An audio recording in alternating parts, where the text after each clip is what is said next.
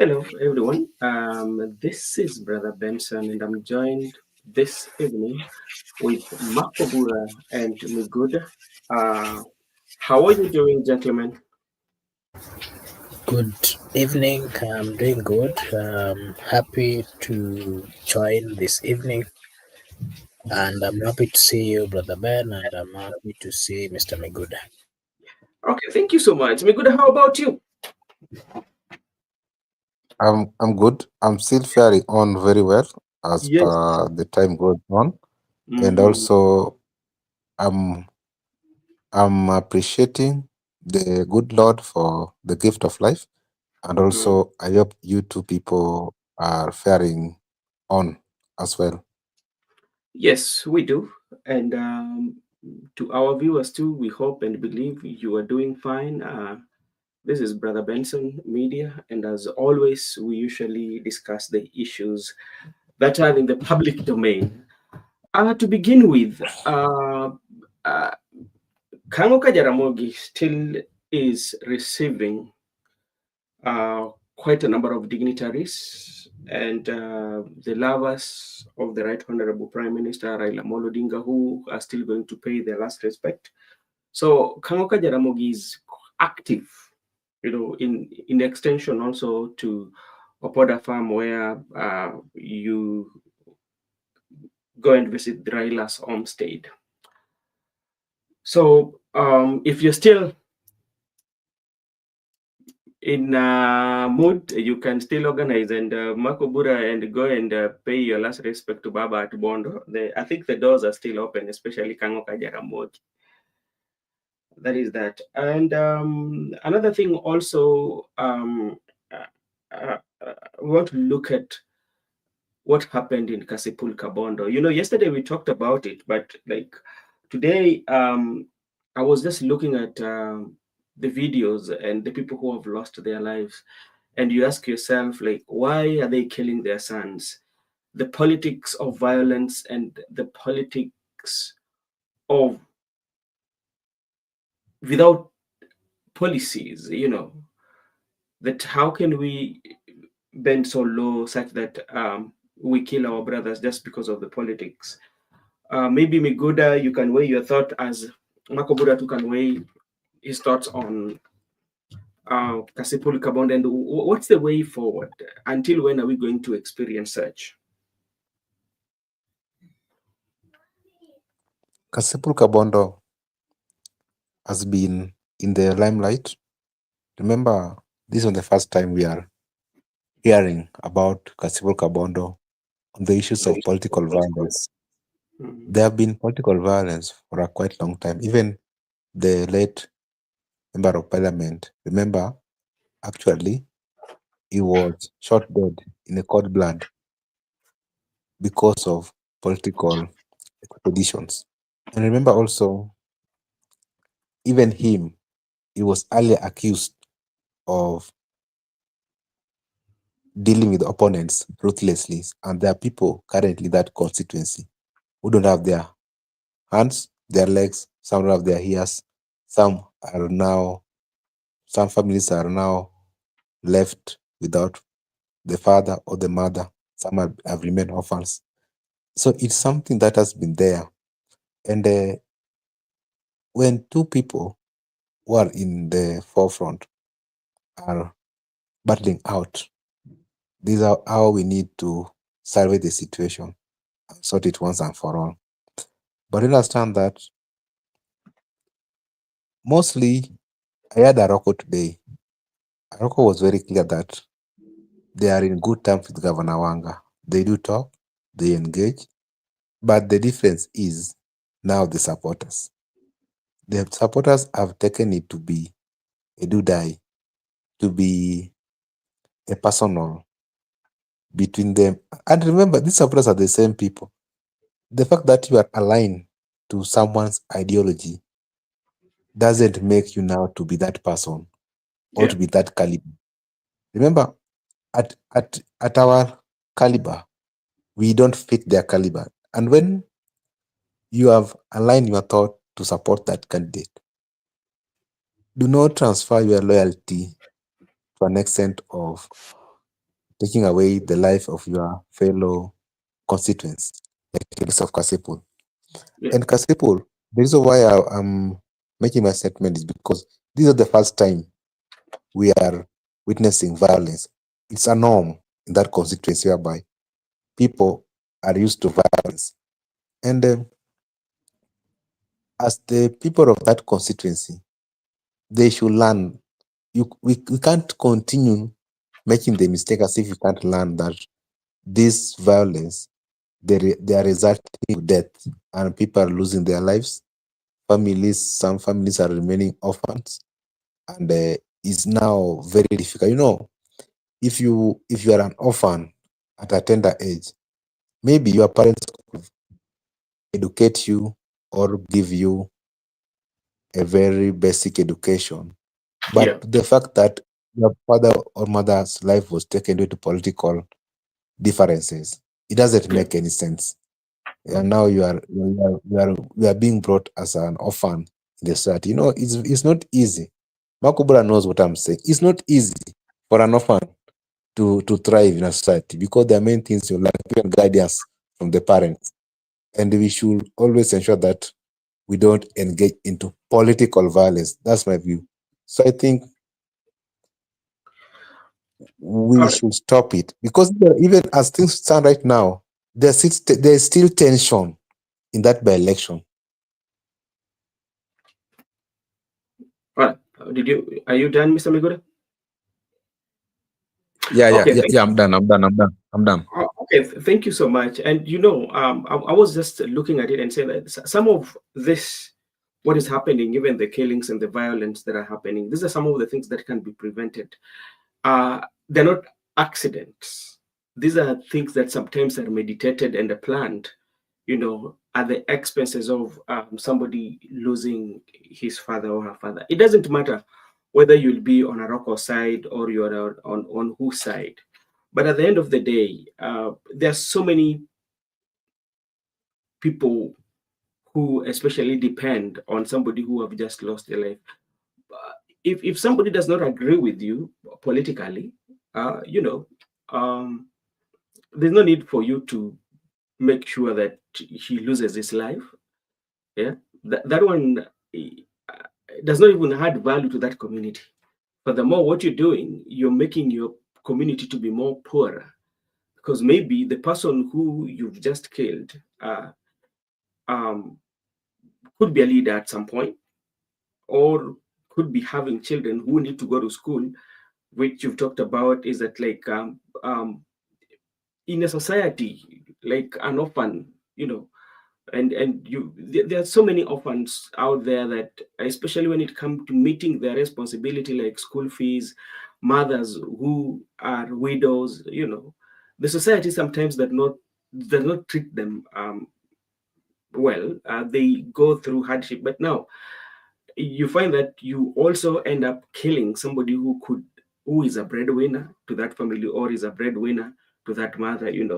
So I think like even the leaders, including both Rocco and Boyd Were, and even in their political circles and all that, I think it is high time that we run away from this politics of hooliganism, politics of violence. Ever since, I've never seen a county, I've never seen a country, I've never seen any place where violence thrives, that you can see or point touchable development.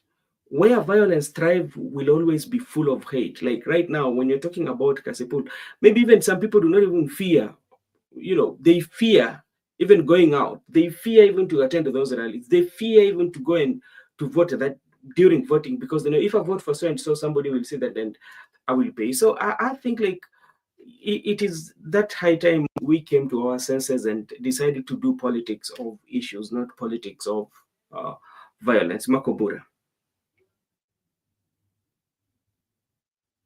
Okay, thank you so much. First, I did I did give my take on this particular matter, but I'll repeat what I said for the record. one thing that uh, one thing that I want to speak about is today people are fighting for this position, member of parliament for Kasipul Kabondo. The question we are supposed to ask ourselves is that how did that seat became or came vacant? And of course, the answer is very clear that it came upon after the death of one member of parliament, um, Were Senior, who was the one occupying that particular seat. The other question you're supposed to ask ourselves is how did he die or what led to his death? And that is a question that we are supposed to ask ourselves because he died not in good circumstances. He was, of course, killed, and up to date, we've not really came to know who really killed the member of parliament. I think that should be enough for all those aspirants who are going for this particular seat to know Yeah. that the seat that they are fighting for came upon after unclear circumstances of the death of the member of parliament. And that alone should give them or should instill some discipline in them and actually awaken their human character so that they get to understand that politics is not all about, um, you know,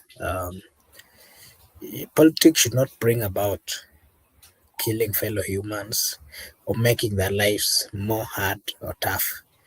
It is so unfortunate that since the this particular seat fell vacant, we've had people beating each other, people fighting, we've seen people taken to hospital, we've seen properties destroyed. And the question we are asking is why is it that because of two or three people who are fighting for political position, the citizens are able to kill, the citizens are killing themselves, the citizens are destroying properties, the citizens are not living in peace?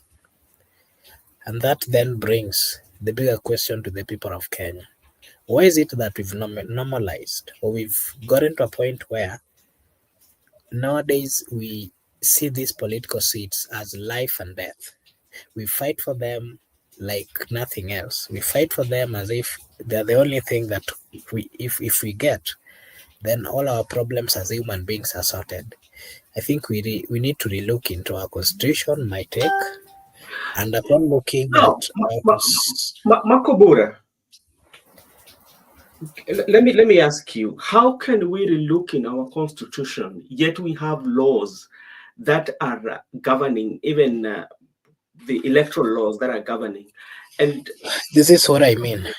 what constitution, what should we look at, especially if people are This committing these this is atrocities? this is what I mean. Yeah. There's too much power that has been given to the political class. There's too much power that a member of parliament has to an extent that some of them would go killing even fellow Kenyan citizens. And I can give you several examples. Remember, towards the general election, that was 2022, there were quite a number of members of parliament on the campaign trail. They killed citizens on their way of, I mean, when they were doing their campaigns, and there's nothing that was done to them. Some of them were even appointed in big positions. And that is the question we are asking. Why is it that there is too much power that has been vested on the political class to an extent that they seem or look like power? I mean, the law is above, they're above the law. And that is the question that I'm trying to bring forth. It is not good, it is not right for us to say that we have a constitution that should be followed by all the citizens of the Republic of Kenya. But on the other hand, we are seeing a situation where the political class thinks and believes that they are above the law.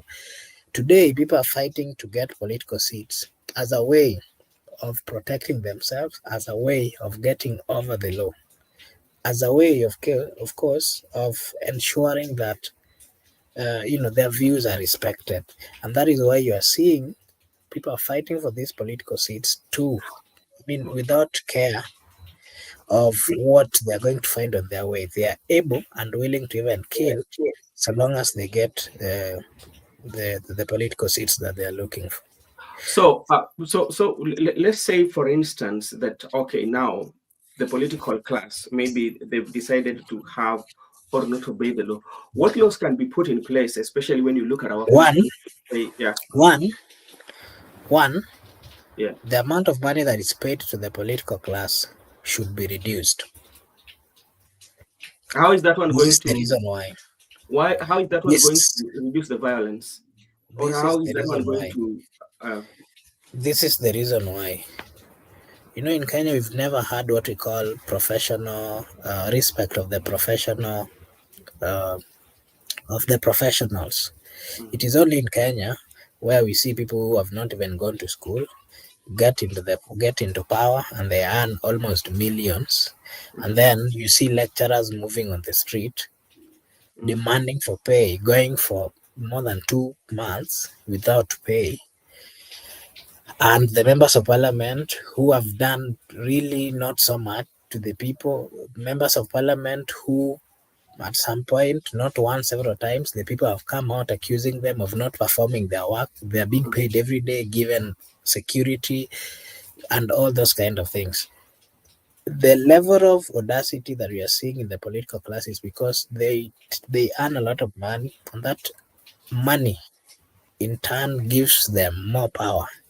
And that is why you see normal citizens are queuing or even able to fight just to ensure that they get closer to the political class, who are then misusing them by only giving them 50 bob. My understanding is Kenyan political class are the most paid in Africa, and the amount they're being paid should be reduced. That way, you'll not find people fighting death, I mean, life to death, just to secure a political seat.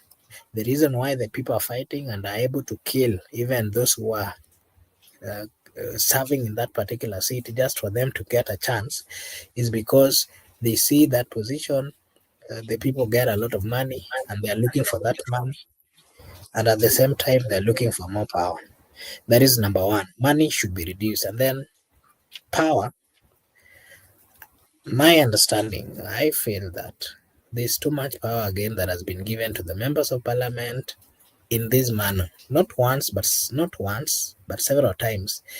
Even in the National Assembly, you've seen. You remember the other time when the Gen Zs went to the street, and the members of parliament were then giving their views on what they saw during the Gen Zs. Remember the audacity and lack of respect that they were using. I mean, when they were addressing the people of Kenya and the young people. And of course, some of them came with abusive languages. Some of them, even instead of regretting, I mean, instead of condoling with the family, they came out to say that it was a necessary thing. mhm. Those kind of things are there because there is too much power that has been given to these members, and they feel that they're above the law and they can do anything they want. Okay, when Makobura, to me, I think like I might be having a different opinion, especially on you're looking at the member of parliament, even like looking at the constitution and reducing their money.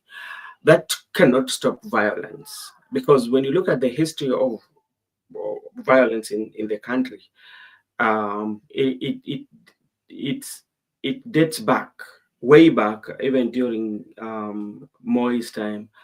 But when you look at during Moi times to where we are until today, there are so many amendments. And when you look at even the 2010 constitution that we have, you know, as outlined, and you look at the election, what are the election laws? What are you required? The thing that should be done is by holding these people accountable. Everybody who is doing, making uh, the legal system to work, especially even not the legal system, but the apparatus, the law enforcement. You know, when the law enforcement, if such like an event or such like an incident occurs, the law enforcement should come in, do an investigation, and find out and make sure that the perpetrators are brought to book. You know, if the law enforcement are not doing what is required of them, then it is not going to happen when you change those laws. Yeah. So provided that people can be people who respect the law, and the law enforcement come in and carry out investigation. Because if, for instance, what happened in Kasipul Kabondo, at least today, if in a working society whereby everybody is held accountable, or everybody is held accountable in every job that they does, we could have seen today maybe the county commissioner of Homa Bay, or somebody who is in charge around that area, or a sub county, to come up with a press and actually explain to the public what happened.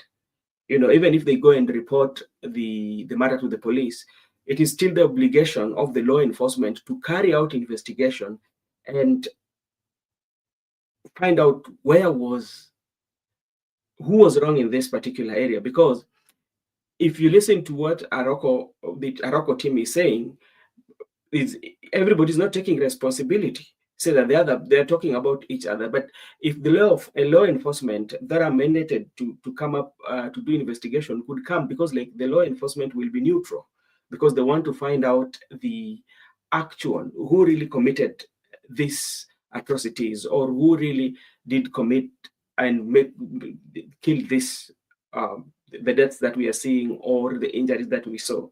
Then from there, they will give a statement and we will see arrest, which has not happened. So to me, I might be not right, but I think like even if you reduce the money, but all also depends with the law enforcement. And maybe Miguda, maybe if you can weigh your thought before we go to the main discussion then.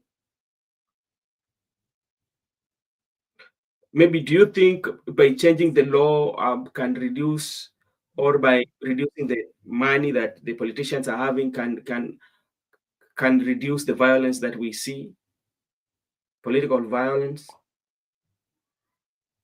Maybe not, maybe, because there are some people who view those positions to be lucrative, that Mm, once they are elected, they form part of the elites. So they yeah. are striving to be members of the elites, and they view that with the lucrative positions, the what we call salaries, the allowances, and also the class association, Mhm, can make them to an extent of doing anything humanly possible to go to those positions. So mhm, some people, it can be due to the fact that the elite composition, they want to join, they have that pressure of being part of the elites. Now they can do anything humanly possible to get to those positions. At the same yeah. time, you find out that there are some laws that are into place that are working actually to Mhm, ensure that people get to those positions. But all in all, the issue of violence, we can't say that there are some specific constituency, because if it's a matter of those lucrative positions, but we have 290 constituencies, why is it that Kasipul Kabondo, why is that it has been there for a quite long? So it means it's maybe a norm, what I said earlier, a norm in that constituency, that they viewed that the position of the constituency boss is such a position that when you get it, you're gonna be the superhero of that region. So people tend, the problem is here with the support base, whereby most of the people who are losing their lives, of course, even the leaders have lost their lives, but currently the people who have been losing their lives during the election period are supporters. Remember, there are some cases whereby people are also nursing injuries in those hospitals. So I can just say maybe there's a norm in certain constituency, or there's how some supporters view, maybe, or it can be a norm, a culture whereby a leader has made it possible for the followers that whenever he's in the position, he knows how he looks after the followers. Maybe there are some people who are on payroll, like I tell you, the issue of CDF. The mhm, issue of CDF, Raila was very straight about, because we find that our MPs actually, they have turned CDF money to salary to certain members of the constituency. People are being paid 10,000 every month, and they depend on that. That's why they were not ready to hand over the CDF kitty, because there are no development in their constituency. but they are maintaining their support base. They are maintaining their followers by ensuring that each and every month they get 10,000 as a salary. So the people who are not employed, people who are not working anywhere, but they are sure that by us being the full soldiers of certain person, we are going to be given 10Ks up to the the fifth year. And if that person died in the case of Ongondowere, the people who have been benefiting in that CDF kitty are not ready to let it go to other person because they know very well once another person has taken office, they will lose their 10Ks or 15. Some are getting even 15 per month. So I can just say, how do you create relationship with your followers? How do you maintain your followers? So it was that you find that there are some people who, and even that's even what's happening right now into Mark Obura's constituency back at home. There are people who have been paying, they are used to the current MP. And when the current MP want to move to governor, now they are like, they are going to be orphans. They just want their person. The person who can take care of their interests. So I can just say, how a leader handles the constituents is very much important. You don't need to make them feel like without you, they are they are dead. So it should be a service. You should be servant whereby you take care of everybody. And that's why right now, what's happening at Kasipul, the people who are aligned to Ongondo Were Jr. view it that when Ongondo Were Jr. will be declared as the Kasipul MP, the status quo will retain. But Aroko is a threat to status quo. Now they don't want, and also the people who are pro Aroko, they understand what the status quo has been enjoying. Now they want to get there and kicked out those people so that they can have Aroko, so that they can be a continuation. That's why Raila was talking about this CDF. The reason of CDF, not that it was hitting every, because they understand that this is how they are maintaining their followers. There are some people who they go to their constituency every month, but you cannot get en route into those constituency while they are still serving as member of parliament. To me, I can just say, other than what Makubura has talked about, the payment, the salary of the MPs, which should reduce. Of course, to certain people, it works for them. And also, this how these followers are being maintained. And any attempt to threaten the status quo will be met with the full wrath of the force. That's what happened to Atkasipul Kabondo. Okay, now let me ask you, for instance, uh, uh, let's say that I'm a member of parliament, and if I'm a member of parliament, I have people that are in my payroll, and I just have to make sure that these people are served. Do you feel that in any way, if what I'm earning, especially from the exchequer, is reduced, it can at least reduce the violence, bearing in mind that some of these leaders, even before they go to those seats, especially, they have business as empire whereby they are withdrawing their money.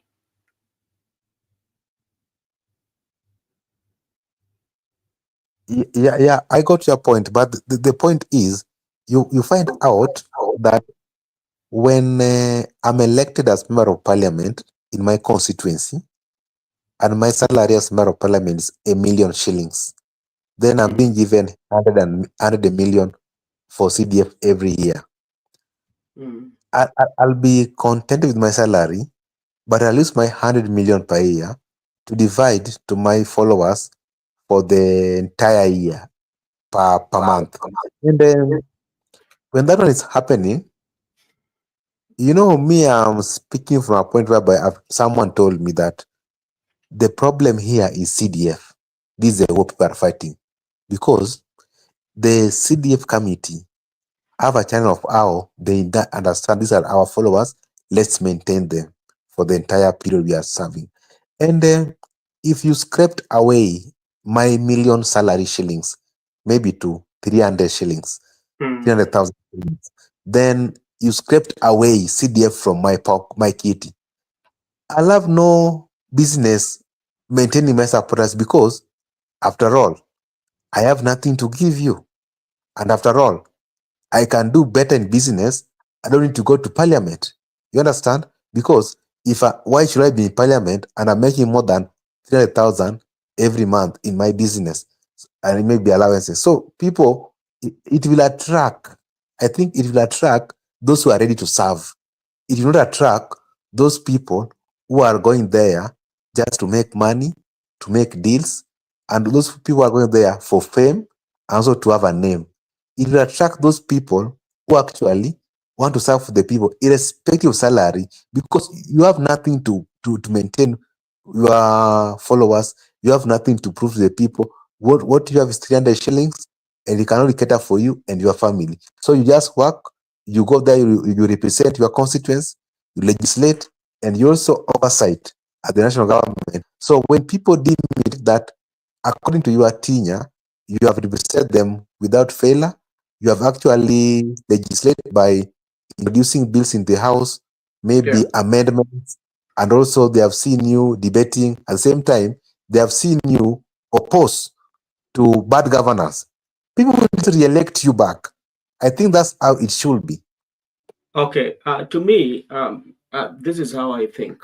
Um, I think that the people who should make sure that we do not engage ourselves in violence or create or injure people, you know, are the law enforcement. And the reason why I'm saying that they're the law enforcement, because they're the people who are given the power by the Constitution to create law and order. In incidences of what has happened, especially to be precise about what is happening in Kasipol, it is not new of what is happening. This is something that have happened for quite some time. Even you saw some videos were uh, some video was sent during the time when we were mourning, people were mourning on Ngondowere. Some videos of how people really met their deaths. Some people had injuries and deep cuts because of just political violence. But if the law enforcement that are given the mandate by the Constitution to carry out investigation and make sure that those who are involved are charged in the courts of law, and if they're charged in the courts of law and be responsible for their actions, then I feel such like will not happen, because you will know that if I engage myself in such acts, I will face the law, you know.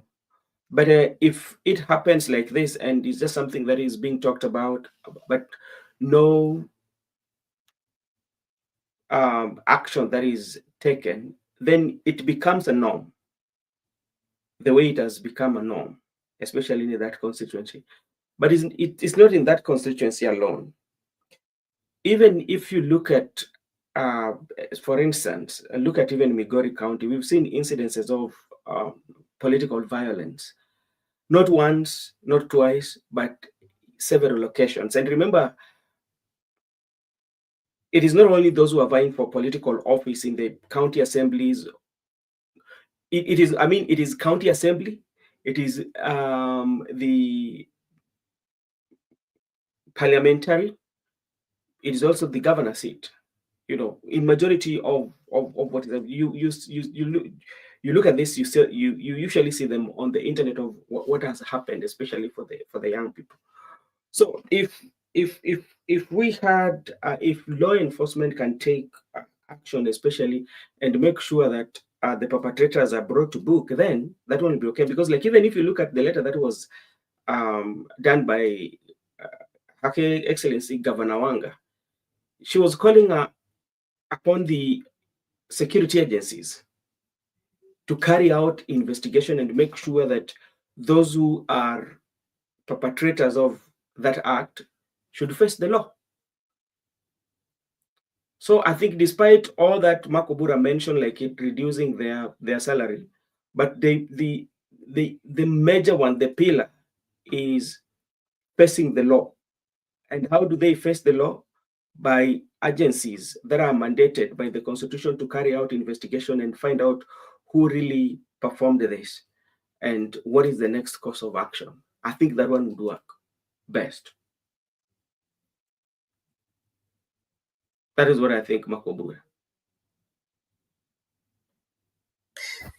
Yeah, so I'm just trying to remember the politics of Kasipul, and then I'm trying to connect with what I saw in Poda, when majority of Kenyans from all political walks are going to Opoda to give the last respect to one Baba Raila Odinga.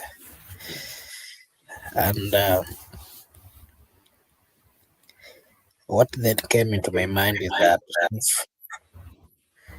if Baba was around,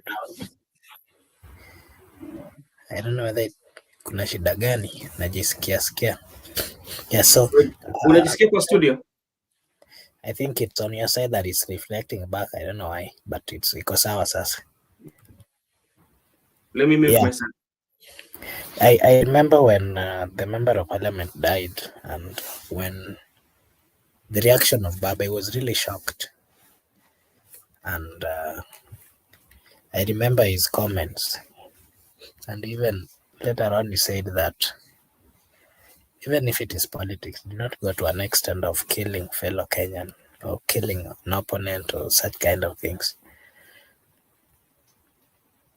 The politics of Lowland are really going to change unless the people of Lowland themselves comes back to their mind and acknowledges the fact that unity is the only way.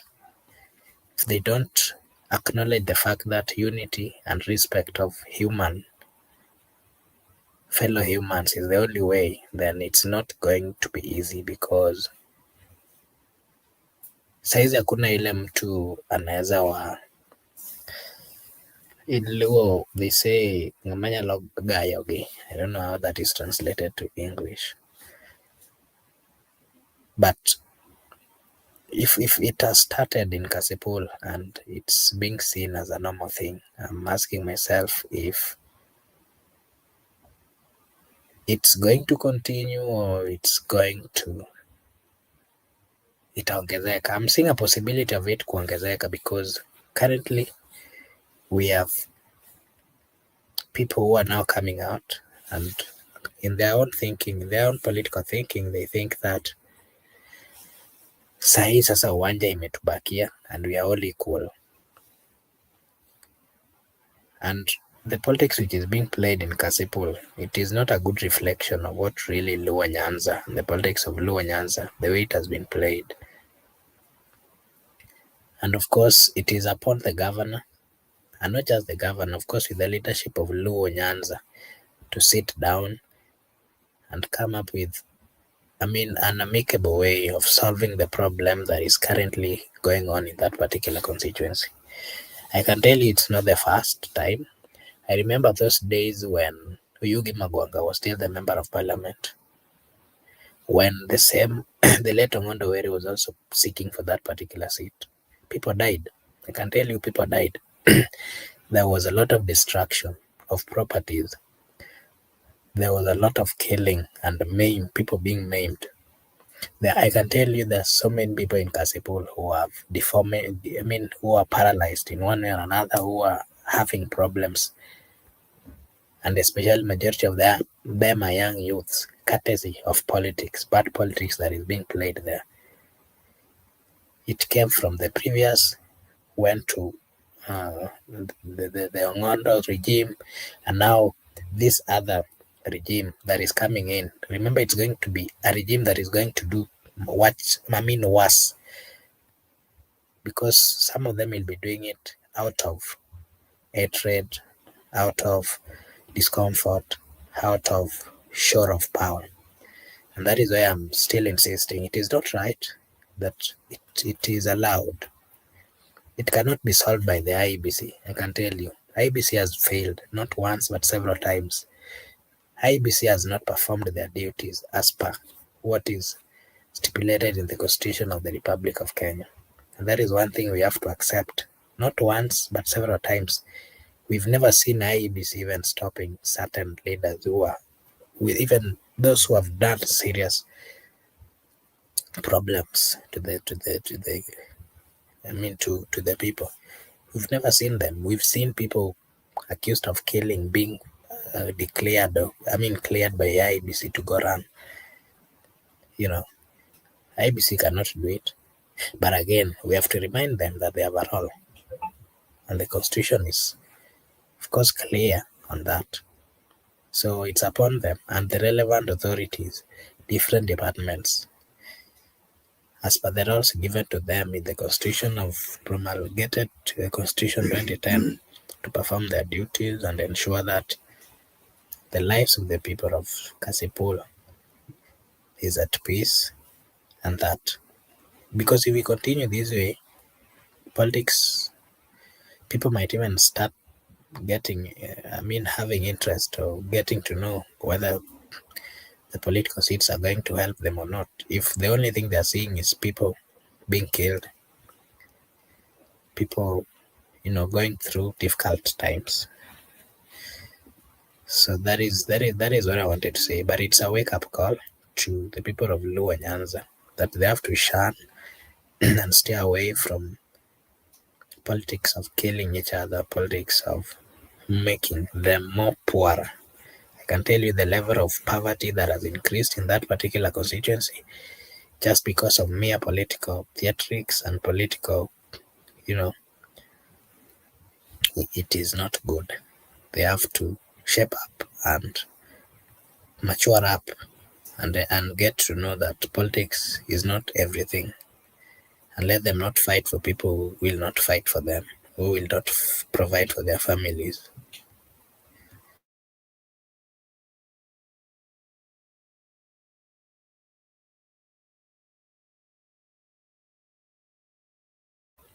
You are muted. Thank you so much, Marco Bura, for that. And you remember yesterday also, I think yesterday, or if not yesterday, a day after yesterday, before yesterday, Mama Ida spoke about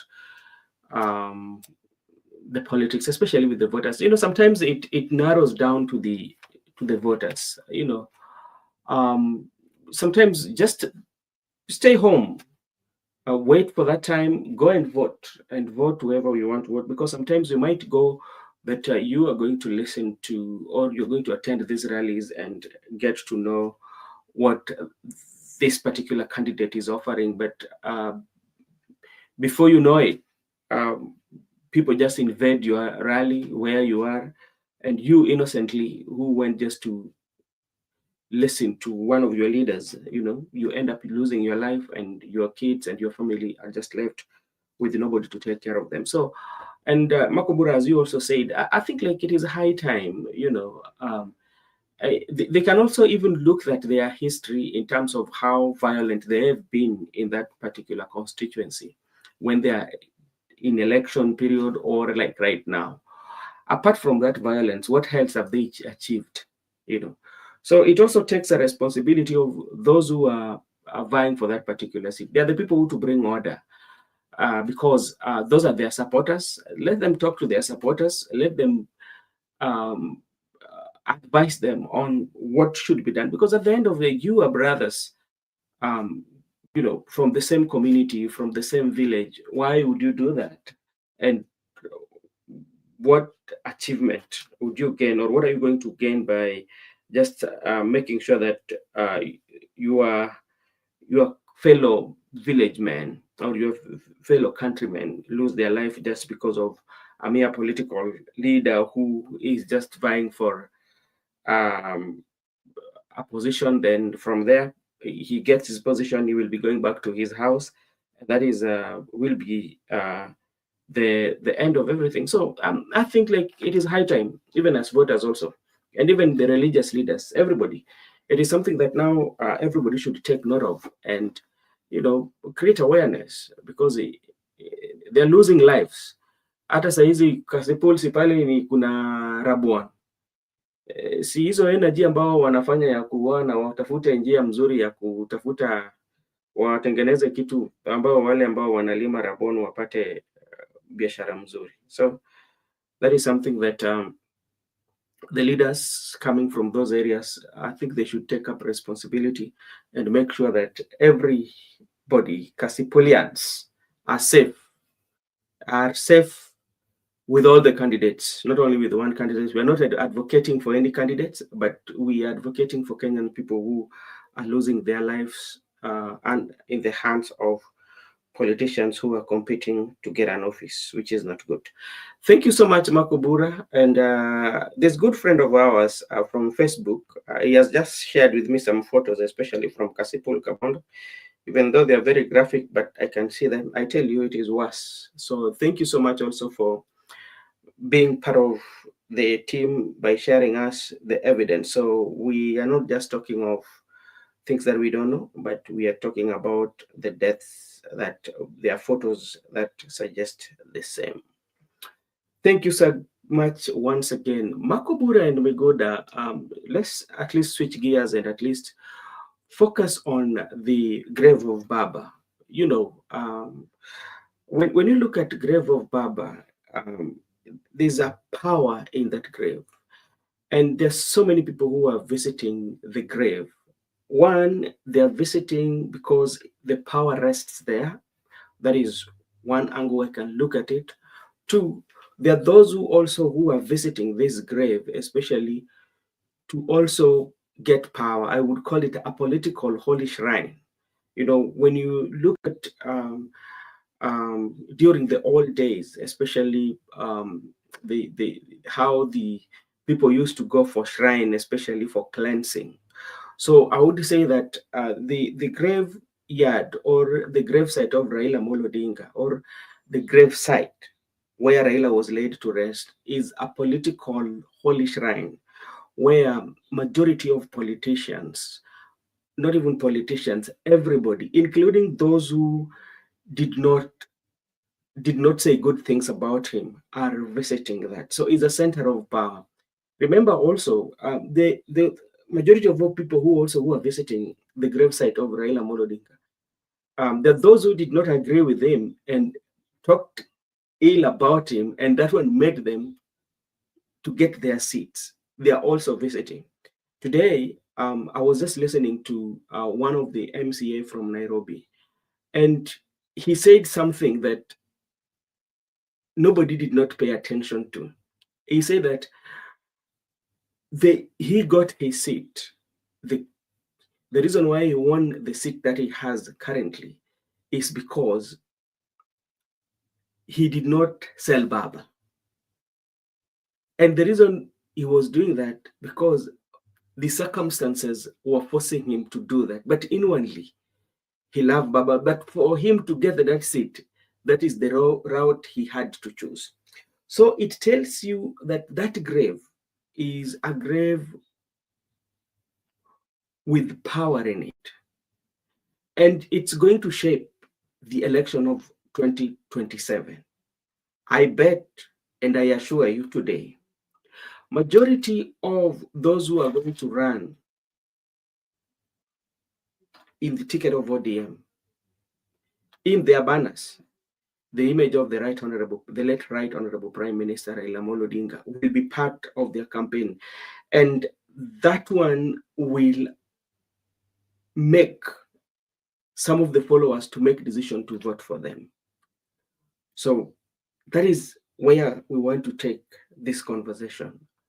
Maybe if I would invite Migoda to look at it and say that how that gravesite is so powerful that it's being visited every day. If you look at the population or the people, dignitaries, who you can see on the TV, but they are the locals, those who can only capture it on their phones that you don't see. So it tells you that how power has rested in that place. It's a political shrine of power, and it's so much holy, especially for the politicians, Mr. Migoda.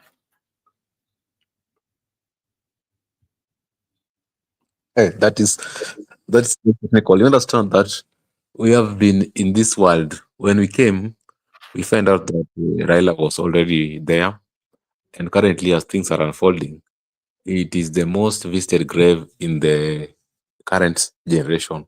Reason is before I went to the issue of the grave, the Raila phobia and Raila mania. Raila, you have two options: either love him or hate him. So if you hate him, you must hate him and express it that you, and you will be elected in certain areas. And if you love him, you must love him and express it. Then you're gonna be elected in his political dominance. So that was a Raila for you. And Raila, to that extent, the power rests with him in that grave. And you understand, even we have seen people like Abraham. There was Abraham's grave, David's graves, even the Buddha's grave, and also the Muhammad grave. And there is only one grave in this world, the Christ tomb, which is empty because Christ resurrected and went to heaven. So it is an empty grave, but still powerful. It's an empty and powerful grave. But Raila's grave is not empty because the flesh and the remains are resting there. And it's very powerful because we are in a situation whereby, as a country, we are approaching our elections almost, but it's still a bit far, 2027. But it's a defining election in the country because Raila already was creating that power bargaining moment whereby he said, we are with Ruto up to 2027 and we don't know what will happen. We must live between now and 2027. So people are anticipating, Baba, what will you say next? But he died without saying that. So we are still with those words that, who told you? Don't commit the party. So in that power bargaining moment, so Raila died unpredictable. Nobody knew the next step. As always, nobody could tell what he could say. And even people who are saying that even at the last moment you are taking tea and you are going to call the press, even at the press, even after you have lined up the team, you will only hear for the first time the statement from Raila when Dennis Onyango communication, I think communication director could give him the speech to read. So nobody will tell. Even the people who have worked close to him, people like Jagakib have confessed that no one in the team could tell what he was going to say. Even when people are going for the political rally, you could have make meetings. Then the first time he's speaking at the rally, that's the first time everybody will hear from him. So that was his secret card politically. And up to now, nobody knew what he was going to say in the forthcoming election. So it's a matter of trial and error, and people must visit that grave and me. I thought maybe by December will be done, but you have heard Haidar said that beyond December she will still receive guests. So it's like there is a center of power resting at Kanka Jaramogi and also Opada Farm. But remember, at Kanka Jaramogi, there are two significant leaders resting right now. That is also the grave of the first vice president, Jaramogi Odinga. Very significant. And also the son, Fidel, body is also resting there. And right now, the remains of Baba are resting there. So it means that the people who have shaped Kenyan history, the people who have ensured that we are where we are, they have been part and parcel. And it's a coincidence that a father and a son shared a very elaborate history. Remember, Jaramogi was opposition leader and also wanted the best for this country. Vis-a-vis Raila Odinga has also wanted the best for this country. So you understand that at that juncture, many Kenyans are going there in large numbers to understand the historic perspective of these two gentlemen, and you know how did it comes to be as historians, as Kenyans. That's why you have seen the people who are elected opposing Baba, spreading lies, spreading falsehood, like the Mganga, Mchawi, Mtokindawili, are now embracing him at his death. But we have talked of something that is very significant, that you will find out the coming election, members of parliament or other elected position, they will put the picture of Raila into their banner. And reason is the center of power is resting at Opoda, at Kanko Jaramogi. And Raila is powerful even in his death. And you have talked about the followers of Raila Odinga. Remember, these people were following Raila Odinga. They were not following Chama or anybody. So if you can give Raila respect by putting his photos in your banner or posters while he's lying in the grave, that to them, you'll show them respect, those followers. You resonate with them. Say, oh, this you even respect Baba at his grave. And you know, there's a certain narrative now going on that Baba must be respected dead or alive. So if that narrative sells, they will say Baba, and they will also say you disrespected Baba when he was alive. There's no way you are going to respect him at his grave. He must be respected, dead or alive. So that slogan alone resonates so well with Baba's fanatic supporters. And that's fanatic base, remember, it is a consequence of each and everybody. They are elites, they are middle class, they are low class, they are professions, they are unprofessionals, they are those people working formal sectors, there are people working in formal sectors. It consists of border, mama mboga, matatus. So it's everybody. It's a composition of everyone in society. And when you resonate so well with them, that even at his death, you respect him and you honor him. Remember, even, me, I was trying to look at it in the case of Tanzania, and also I went to Accra, Ghana. I also went to South Africa. Remember, there's people in Accra, Ghana, actually, if you can appreciate Kwame Nkrumah and follow Kwame Nkrumah footsteps, that's a step to you to go to the parliament. And even in South Africa, if you can preach the philosophies of Mandela, people will view as one of them and can elect you. And even in Senegal, if you follow the footsteps of Leopold Sedar Songo, people are going to elect you. And even Tanzania, if you are preaching the gospel of Mwalimu Julius Nyerere, people are going to resonate so well. So these are Africans icons. In East Africa here, we have Raila Odinga. It will never be erased forever. Raila Odinga will live forever in the hearts of Kenyan people. That's what I can attest to you.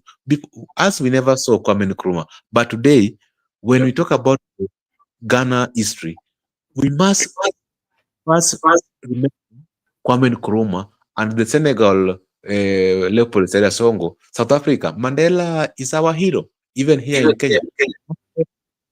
Raila Odinga will live forever in the hearts of Kenyans, so long as you are in this country, so long as you are in Africa. I think that there are people who are living beyond their grave. And even in the history, if you look people like John F. Kennedy, Martin Luther King Jr., people still remember them to date.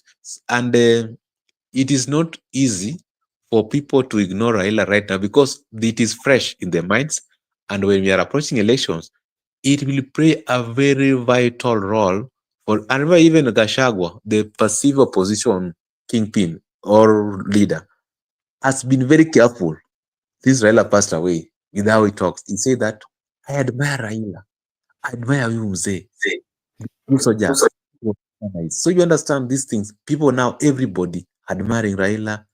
People are saying, oh, Achana Mzee. And even you saw the way Kaiga was taken by when he spoke. People like you saw Mukunji from Embu came and also made a statement.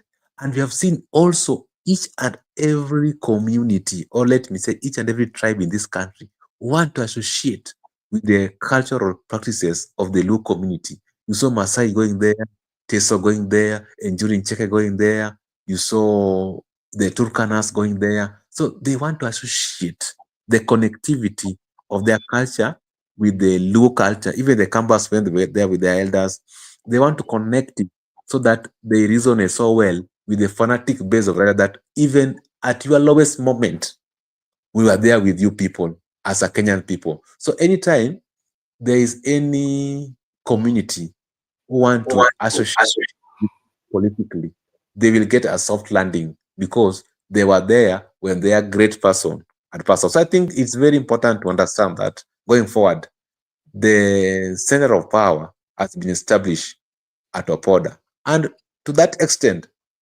Mama Ida has been elevated to a very significant role in this country. Because you understand, from Kanka Jaramogi, you move to Opoda Farm. And for Opoda Farm, your host is Mama Ida. And Mama Ida might get along so well with the Kenyan people going forward. And the All right. much respect. Oh, okay. There's also something that maybe I would put because I was just having a conversation with somebody, and he was telling me that there are I would say the two category of those who are visiting Kangoka Jaramogi. One, there's category like me and you who would just go lay flower. I said it when we were starting, and would not meet Mama Ida, you know. But like if you want to come to Kangoka Jaramogi and meet Mama Ida, I think now you have to make sure that you let Mama Ida know so that you can be put into the itinerary, or you can be put into the list, because you find that people come at Kangoka Jaramogi and they sit there for a while, especially the guest of Mama Ida. Then after laying the flowers and paying the last respect, people are headed to Opoda Farm. That is Mama Ida's, where the Right Honorable Prime Minister home is at, you know. So, so even if you look at it, I was just looking. One of my friends, I told you, he was there today, and we did not see him on TV, or we did not see him greeting Mama. But when you go to his platform, he was there. So, you know, so which means Mama Ida is connecting with a lot of dignitaries when they come. And as you said, Mr. Meguda, this one is going to elevate Mama Ida, especially to play a major role into Kenyan politics. And you can just see it even today. Today, I would say, like today also I saw Mama Ida smiling. You know, for quite some time it was very hard for you to see Mama Ida smile. I saw it when His Excellency Kalonzo visited, and today with Peter Salasia. You know, Peter Salasia is one of those members of parliament who like to bring in comedy. You see, wherever they are, he was telling Mama Ida that he need a wife, and Mama Ida, you know, in the process, Mama Ida was laughing because he cracked some jokes there, and it was very nice to see Mama Ida smiling. Makobura, let me come to you. When you look at the visits, visits that are taking place at Kangoka Jaramogi, then later proceed to Opoda Farm, especially with the dignitaries and the politicians, let to say, do you feel they are using this to get the political blessings for their 2027 polls, or they are doing this just to pay respect for the somebody whom they loved? Okay, this is my take. If you ask me, I'll say that it is, the reality is dawning, or it's getting into the people. It is now that people are really realizing that Raila has truly gone, and they are recognizing the many good things that he did, starting from the the constitution, fighting for the freedoms and the rights of the people, devolution, among others. You know, those who used Raila's name in a negative way, it wasn't that they were, using it as I mean, as an scapegoat. Yeah. It is only that there has been or there was a problem between, as you understand, the early political leaders. That was the first president of the Republic of Kenya and the deputy, and that was taken far much in other generation, and that is what was being played. And again, you've heard not once but several times Honorable Martha Karua, not just Martha Karua, giving an explanation on what truly happened between um, the first president and the second, and the first the deputy, and the differences that they had, and all the oaths that were taken. If you are a believer, you understand the fact that there are some oaths that, when taken, as much as we may see them as normal things, but spiritually they do come with so many effects, and that is what was being on the play. And Mm-hmm. remember, Raila was a direct contact or a direct blood of the first deputy president or the vice president. Let me use that. Let me say so. And that is what we were seeing. Based on that, those other bad spirit that was sworn and even blood was shed as a way of conferring or emphasizing Mm-hmm. the differences which were there. To me, I can say those are the things that were still playing, and partly the people who are playing it were playing it as a way of still acknowledging the fact that there were some oaths which were taken. And that is why you saw a group of people or people coming from a certain community were not really okay with Raila, and whenever they would use his name, they would automatically be elected in their political quest. But again, one thing that they know and they understand is that Raila was a human. Remember, there's a group of people who really believed that Raila was not a human being, that he was something else that was not really human. But above all, they would gather and have that negativity when they were looking for political seats. But in reality, when everything dawns on them, they understand the fact that Raila was a human being, a good hearted man who, in one way or another, used the opportunity that he was given by God to do what he did. And that is why you're seeing a massive number of people coming, even those who are on the other side of politics. They're simply acknowledging the fact that Raila played a role in the Republic of Kenya, a big role. Courtesy of Raila, we have quite a number of people who are even governors, MCAs, senators, women rep, and they understand that the person who really fought for all this is Raila Amolo Odinga. Mm-hmm. And that is why, as much as they have their own political way, they still understood and acknowledged Raila Amolo Odinga. We are still going to see people going to Kangoka Jaramogi Mm-hmm. to pay the last respect to Raila Amolo Odinga, and specifically at the graveside. It is a sign of honor. It is Mm-hmm. a sign of giving their last respect. But again, it is also a sign, you know, when Raila was still living, there is a group of people who really never had the opportunity to get closer to him.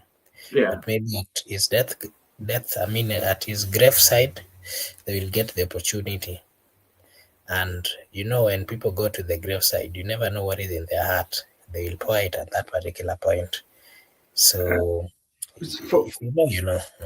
yeah, okay, and maybe it maybe Miguda, I just want to know your view, because remember, majority of the times, you find that people are talking about succession, especially who will inherit um, the Baba, talking about of the Luo kingpin, and even you've seen how the politics play around, especially looking at ODM, and we're bringing in the likes of Babu Owino, who were seen as the heir, especially of Right Honorable Prime Minister strong base, including President William Ruto.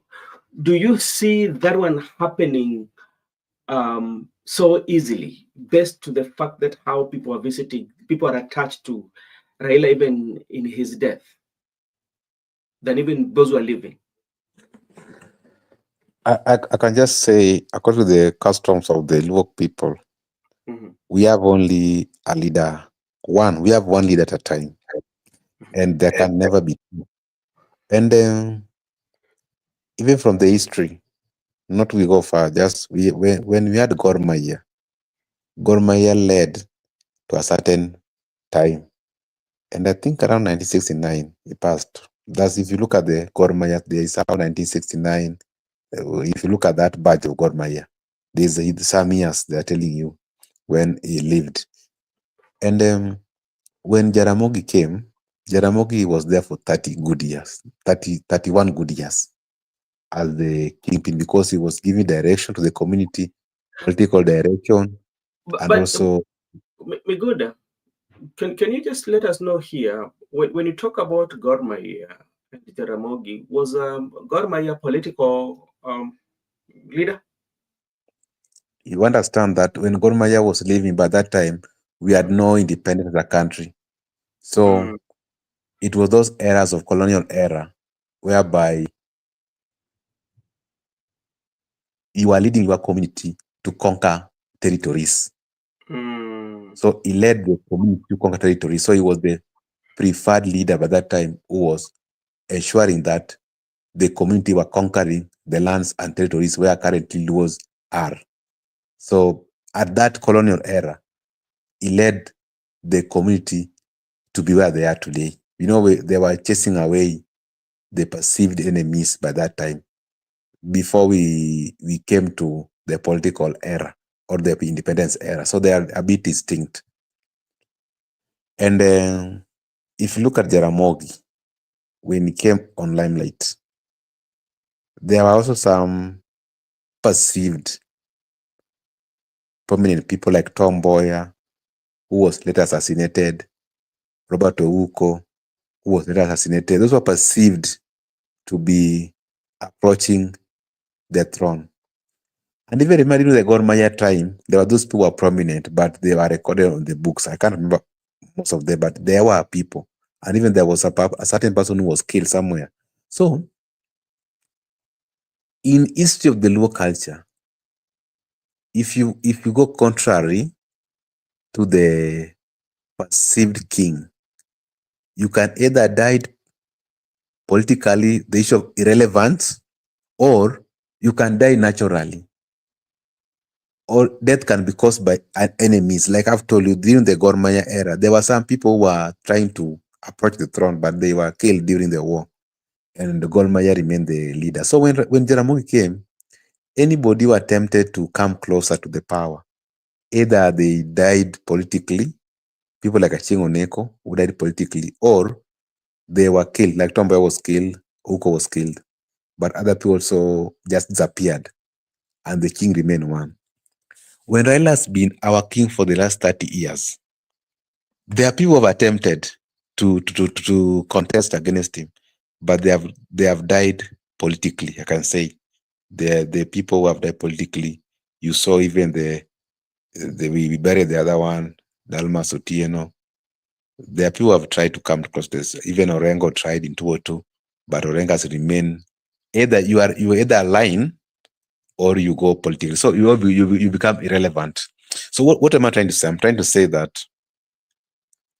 Raila ruled for 30 years, Jaramogi 31 years. So before Raila passed away, there was this issue of kingpin, will be the next kingpin. I just want to say that all of you understand what I'm saying. This kingpin position is not elective. This kingpin position, no one will choose now. It is Benson, it is Makobura, it's Mikuda. It first is something that you have to fight for it. You must be perceived to be a brave leader who can lead people to war. All working peace, you must be courageous, and also you must be someone who cannot betray the cause.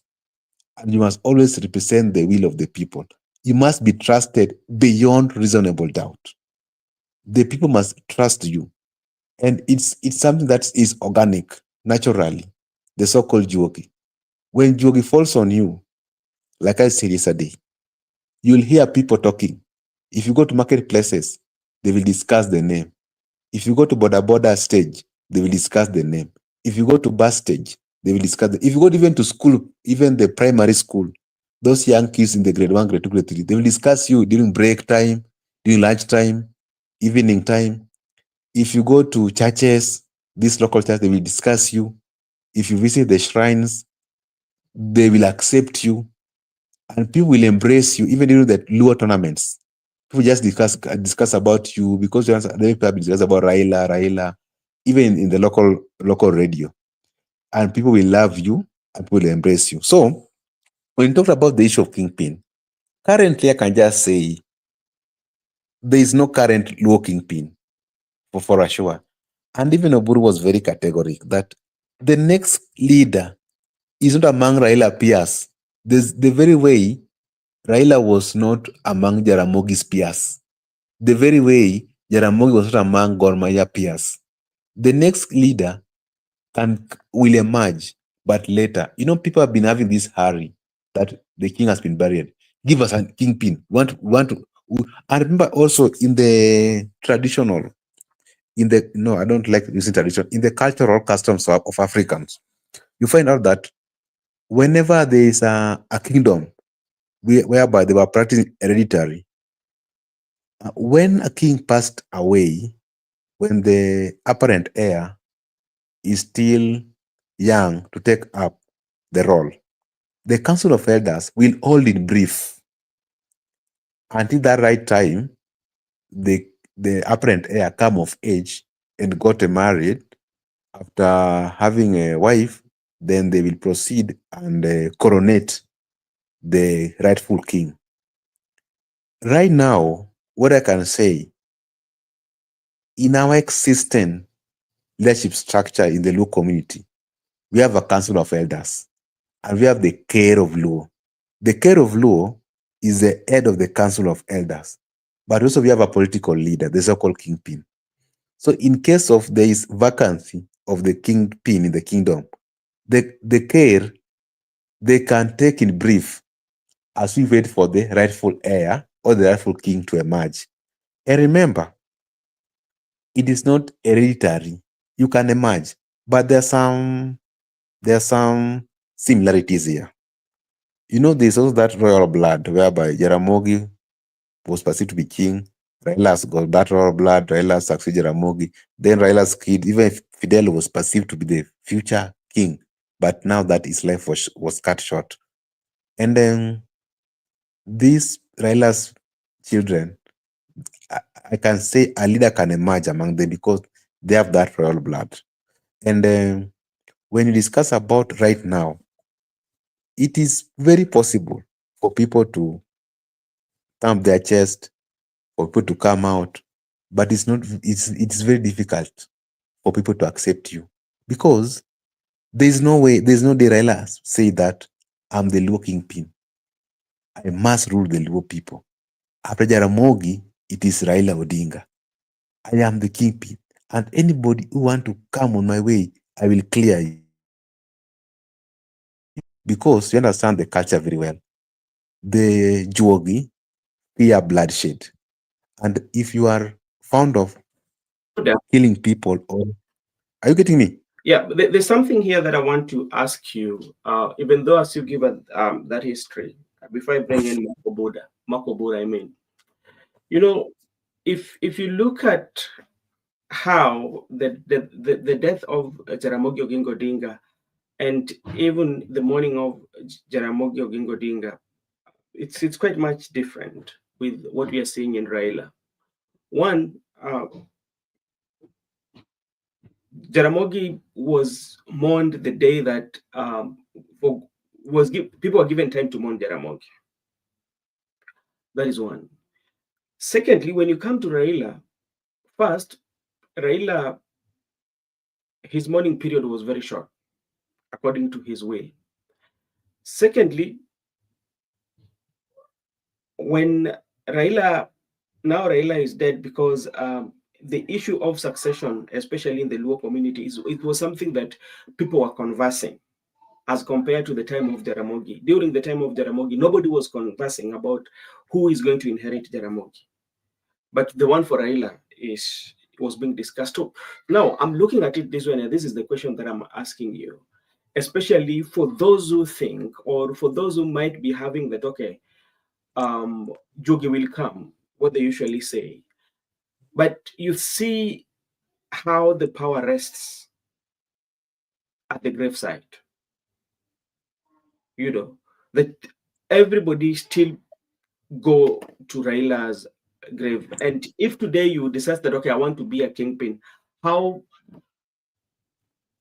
workable it will be, or how achievable will it be at this particular moment in time? Okay, I think first the times are different, and Raila died in action. Raila was very active. Raila died in action. Raila died when he was very active politically, and he was in the center of decision making in this country. And as you have stated clearly, that people seems to go to Raila place.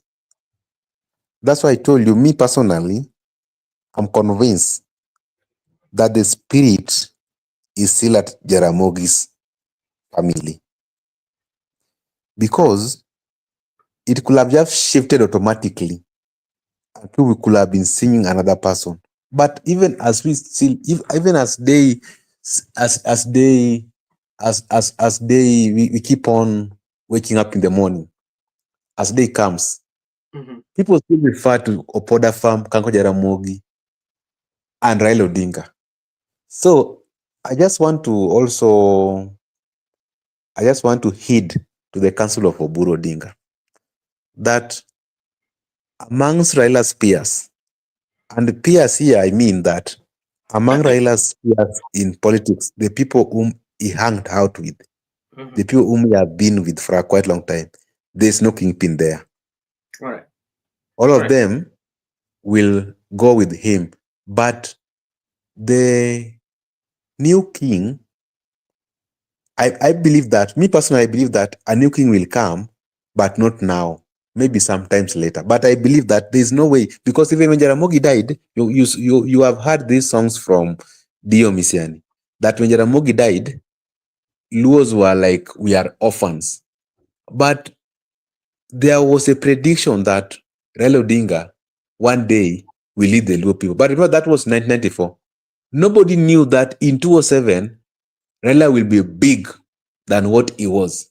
Nobody knew that in 2007, he will be the prime minister. Nobody knew that in 2013, 17, and 2022, he will contest the presidency of this country. So by that time, it was like, I know he contested in 97 and became number 3. People say, okay, so when will this person emerge? And 2002, he never contested, but make a comeback.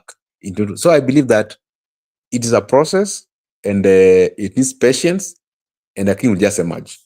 All right.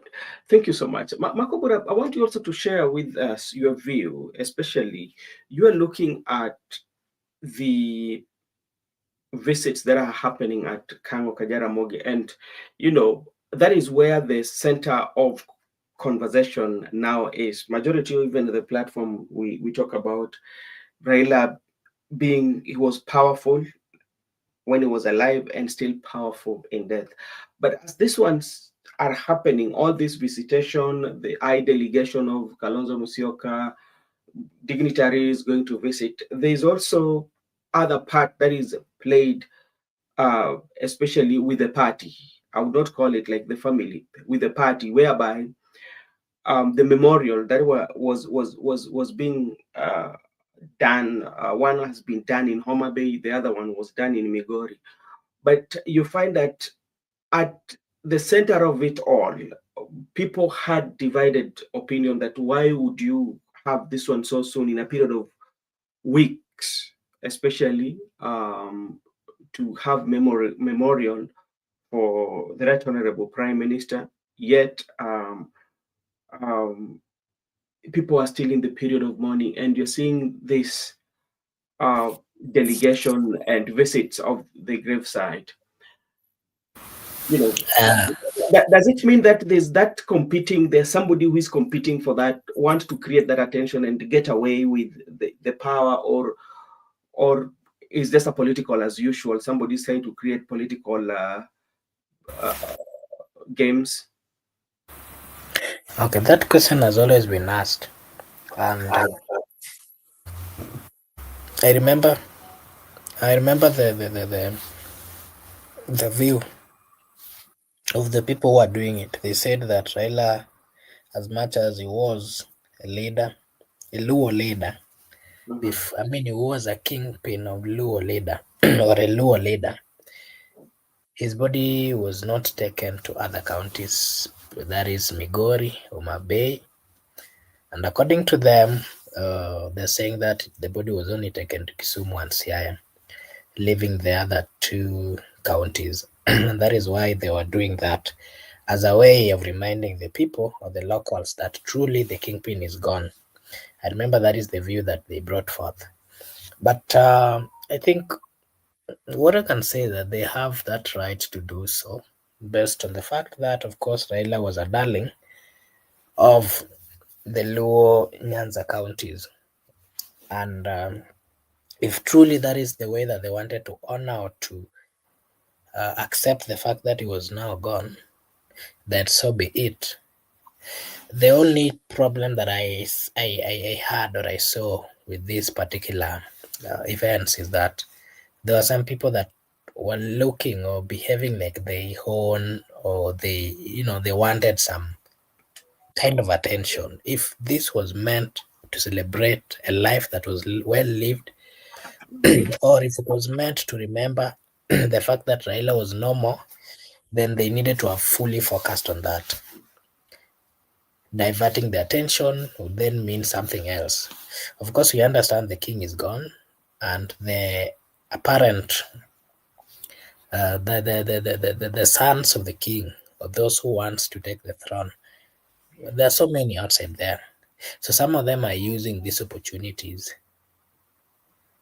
to, whenever they get this kind of opportunity, they want to be seen, they want to be noticed.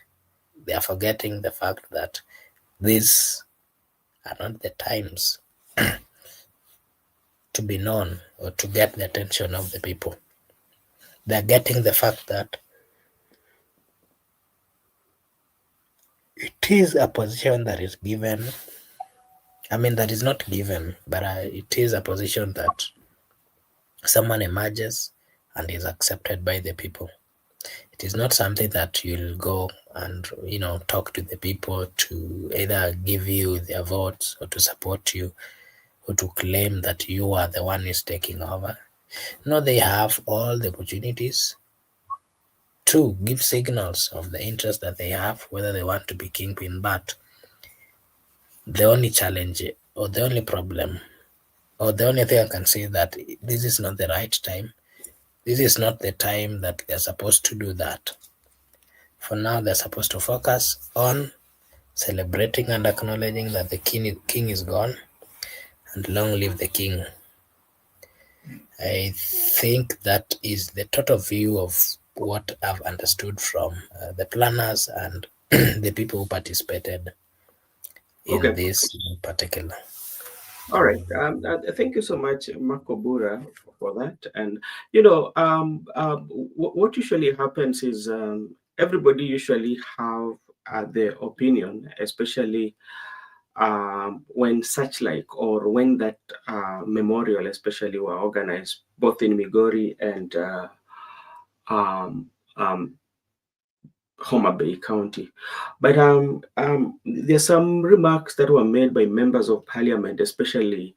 I don't know whether you had an opportunity to listen to Rangwe members of parliament, Lilian Gogo. We had also Junet Mohammed, we had also Fatuma, a full network from Migori, the kind of remarks. And if when you're doing a memory, let's say that we are doing a memory for somebody, the messaging should be of that of memory. You memorize this person. You talk about good things that this person did. You talk about struggle. It's like you're celebrating this person. So which means the attacks, especially political attacks, were not supposed to be in the place. But they are all politicians. They always know what they want and everything. Despite the fact that it was memorial, but I know Makobura, there was also some political uh, mile steps in it. It was not just pure that because, we know how politics sometimes is. Okay, thank you so much, gentlemen. And maybe if any of you have something to say before we wind up.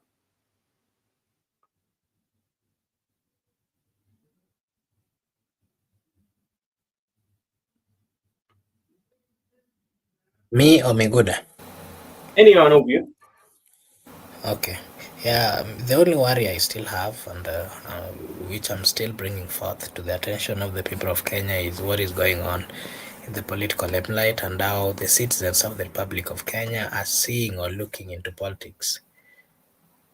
They should look it with a different angle.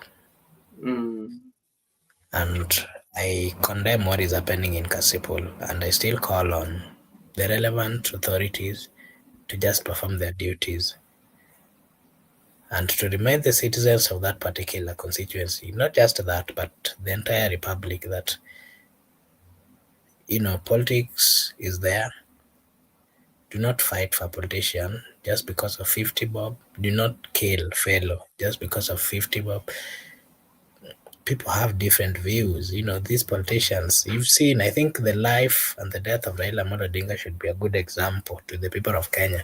You've seen the people that people who fought him, people who took him to detention, people who chased him away. All of them are there, and they're giving a different version of the stories that they had with Raila. Out of politics, they had personal relationship. mhm. I think All that right. should be the best example that I should give. Do Okay. not let the citizen think that politics is an enmity kind of thing. Let us unite as a people. Let us bring forth our problems and solve the problems together. Unity is the only way to go. Okay, Miguda, what about you? What are you saying? Okay, may I just want to say that we should learn from the elites how they are carrying out their stuffs, that it's never that serious. It's about competition. And after competition, we embrace each other, the winner and the loser, and life goes on. We don't need to come to an essay whereby a life must be lost due to the competition.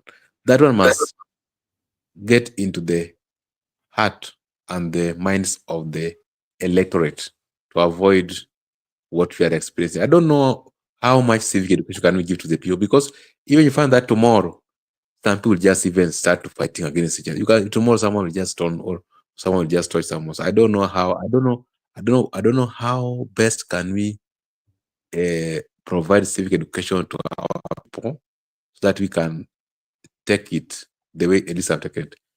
Okay, that's all I have. All right, thank you so much, Mr. Miguda, for your time. Thank you so much, Mr. Makobura, for your time. We will be here tomorrow too to discuss what we will discuss.